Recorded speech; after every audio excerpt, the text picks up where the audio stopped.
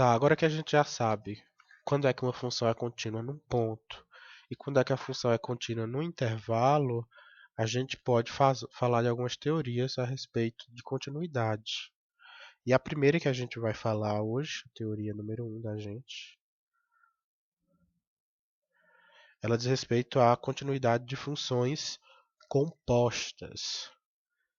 E aí, se g for uma função contínua em A, então o limite quando x tende a A de g de x é igual a g de A, isso aqui é uma função g contínua em A, e for uma função f for uma função contínua em g de A, e aí não é limite quando x tende a g de A de f de x é igual a f de g de A. Essa é uma função f contínua em g de A. Então, nesse caso aqui, onde a gente tem essa função g e essa função f, a gente vai dizer que f composta de g, ela é contínua em A.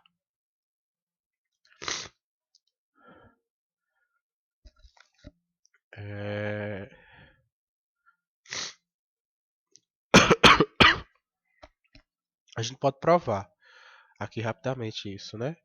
A gente trabalhar com a função composta f de g de x, que é igual ao limite quando x tende a A de f de g de x. A gente pode resolver esse limite interno, né? E trabalhar com f do limite quando x tende a A de g de x. E a gente pode fazer isso porque... Perdão. E aí a gente vai resolver esse limite aqui, não é? Que a gente já conhece a resposta porque g é contínuo em A. A gente pode fazer isso porque g é contínuo em A. Se g é contínuo em A, o limite quando x tende a A de g de x é g de A, né? Logo, eu vou ter f de g de A.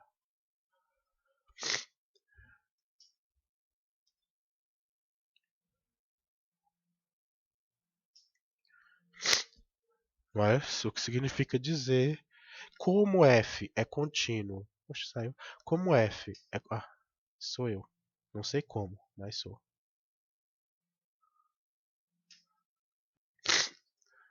Não é como f é contínuo em g de A, f de g de A existe e f composta de g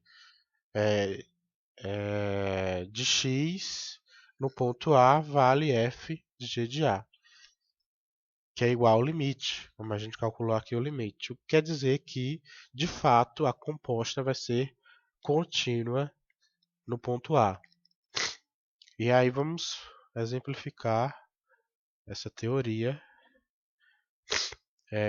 sabe, procurando aí o intervalo de continuidade da função f de x igual a seno de x ao quadrado.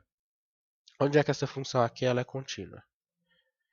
E aí, né, a gente pode separar ela em duas funções, a função h de x igual a x ao quadrado e a função g de x, que é igual a que é seno de x.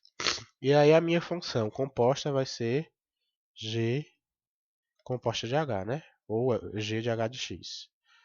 Ou g de h de x. Aí, ó, a função h de x igual a x ao quadrado é uma função contínua para todos os números reais, né? Uma função polinomial, está definido o domínio dela, são todos os números reais, ela é contínua nos reais, né? E a função g de x igual a seno de x também é contínua nos reais. Logo, pelo nosso teorema, a função composta vai ser contínua em R.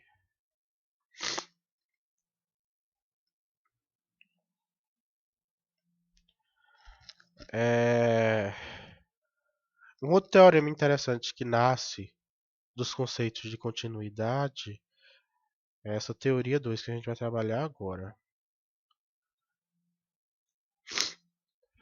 que é conhecida como teoria do valor intermediário, TVI, ou teorema do valor intermediário.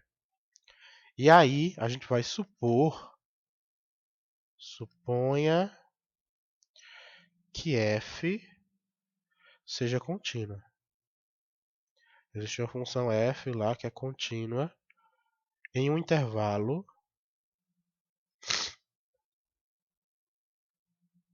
fechado, AB. E seja também n um número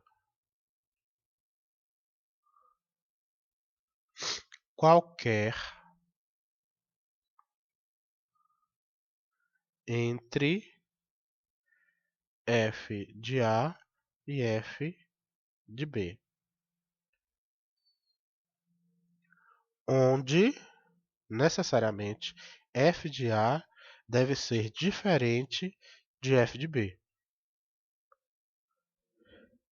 Então existe pelo menos um número, né, o que o teorema fala aqui. Então existe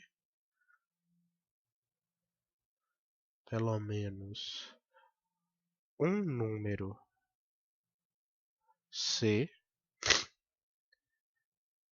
pertencente ao intervalo aberto AB,